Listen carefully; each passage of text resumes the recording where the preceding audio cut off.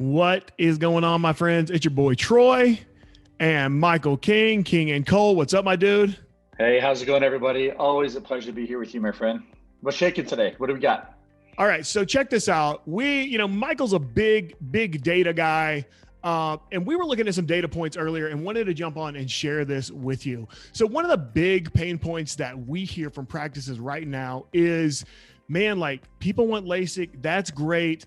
But good people are hard to find. We're either understaffed or we're stretched pretty thin, or we don't have the space in our templates to get consults in the door, right? And so the problem is that people are having to schedule too far out, or you just can't squeeze them in.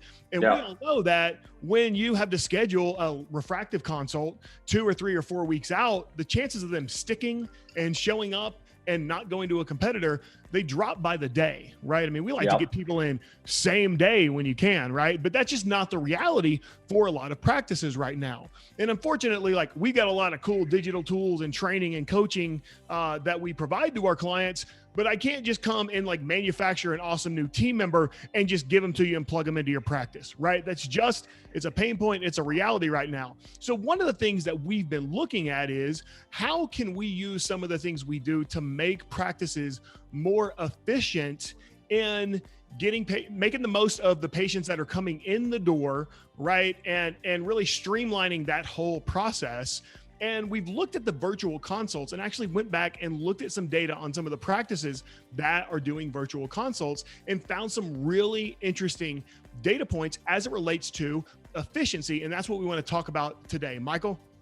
Absolutely. And so what we did is we did a 6-month case study, and I wanted to understand if somebody has a virtual consultation first. So option A is they have a virtual consultation, and then from that, they come in for what we all know to be like the pre-op or the medical side of the examination. How does that convert versus Jane Doe coming straight in for a pre-op, which is the traditional model that I believe a lot of practices are doing. And I think that the results are fascinating. And I think, to touch on a couple things before we dig into the data, the key here is speed to conversation, and also recognizing that you've got that pain point of right now, things are going well in refractive. Maybe you're booked out a few different weeks. You're like, I don't have the capacity to, be able to get more patients in. So the goal here is to have the highest amount of average revenue per in-office visit. So let's kind of carry through the data here. And on the top, this is from one of our mutual clients, virtual consults. So they did 1,376 virtual consults over that 6-month period of time. And they converted from those virtual consults just around 47% of them to an in-office pre-op. So the way that we do the virtuals, let's say it's 15 to 20 minutes long, or sometimes it can be longer if they've got questions. But the end result of that is to pre-qualify them, let them know what the pricing for the procedure is, handle any sort of administrative things like financing application or questions that they may have about the procedure, just really sort of selling them on the benefits of your practice. The goal, of course, once they now know all that information, to then bring them in and make sure that medically speaking that they are a candidate. Now, what's fascinating is from those numbers of people that came in for those pre-ops, 82% of them converted to surgery, which is fantastic, I believe, numbers. And on the other side, let's go down, Troy, to the pre-op. So that's bucket A, which is 1,376 people converting at 47% to an in-office pre-op, 82% of them having surgery. Great. We did 1,735 in-office pre-ops. And of those, 64% converted to surgery, right? This is the traditional model, right? This is the normal bring them in for all of the things model. Yeah.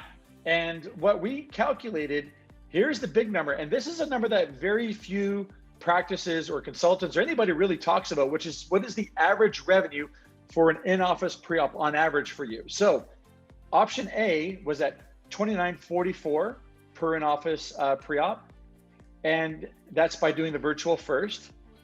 What's fascinating is it's only $22.56 if you do the in-office pre-op first and don't do the virtual. So here's the point: is the we're not going to suggest that it's an either or, it's a both model where you're going to increase your ability to convert people to a consultation by having both options. You're going to speed up your ability to have conversations with people because you're not having to stuff everybody in for a 90-minute in-office pre-op. The virtual introduction allows you to have those 15 to 20-minute conversations so you can see 3, 4, 5 times as many people and qualify a lot more people so that when they do come into your practice, they have a much higher likelihood to convert to surgery. So Troy, I want you to kind of distill back any observations you've got here or any comments, my friend.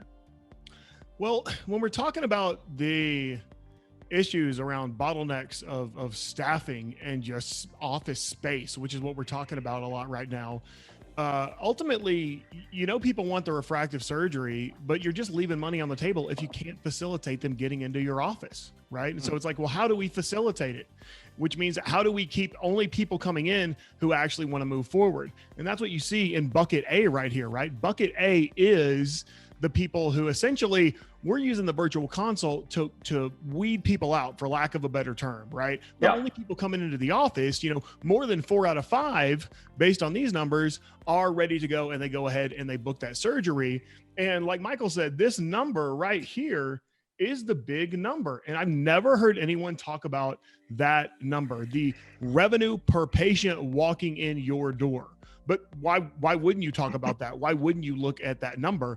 When you look at that and work backwards, it's so clear that the virtual consult introduction makes so much sense if you're in a situation where you're trying to maximize every square foot and every human resource unit that you have within your practice. Yeah, you only have, and that's something that we've touched on with a lot of different practices, Troy, is that they're like, yeah, I want to be busier. I'd love to have more consults. I'd love to have more surgery, but we just don't have the space where, it's just, we're kind of maxed. And, I think that a lot of practices that we've talked with over the last year have said, yeah, with COVID and blah, blah, blah, we tried virtual consults, and they kind of viewed it as a sort of a stopgap before, we've kind of gotten to the point now where we're relaxing mask guidelines, et cetera, et cetera. What I'm saying is, yes, that did solve that issue, but now virtual consults are now a great way to deal with a good problem, which is we're all, quite busy and people want to have this procedure and kind of, get their eyes taken care of. And it condenses, again, that time to conversation. And so I believe, especially with this data that we're seeing right here, it's just accelerated this innovation, I think, in the medical space. And many practices can't look at data like this and say it doesn't work. It's just, you have to commit to it. And I think that this is a great way for practice, very cost effectively to scale and grow and go up against those big box, laser practices or small practices that are advertising low prices, simply because they can now convert at a lot better rate, and they've got another tool in their arsenal. One of the biggest takeaways here relates to the conversations we have, Mike, where practices say, yeah, this all sounds good. We're busy and we don't really have time to do this, right? If you're busy and you're full and you're maxed out and you can't book a consult for 2 or 3 weeks, you don't have time to not do this. Not do this, yeah. This is not something that's going to take extra time and bandwidth. This is going to rescue the time and bandwidth that you so desperately need to treat the patients that are actually ready to open up their wallets and come in and have a procedure with you. That's the big takeaway that I want you looking at this number right here and knowing, okay, if we do it this way, this actually creates more bandwidth for us to serve more people. And of course, for us to create more revenue for the practice. Yeah, it's pretty amazing stuff. So yeah, I hopefully you've been able to get value out of the data here. I think at the end of the day, the data always is the boss. And this approach, by having both models available for patients, is going to enable you to scale and grow your practice via paid media. It's going to help your website to convert better. And also it's going to make things easier for your staff and easier for patients as well. So Troy, any closing comments, my friend? No, I mean, if this is interesting to you and you understand what we're talking about when we say that this is the way to deal with your efficiency issues right now, to deal with your lack of staff or lack of space or whatever it is, and you'd like to know more, just reach out to one of us. All right. We're happy to talk to you about this.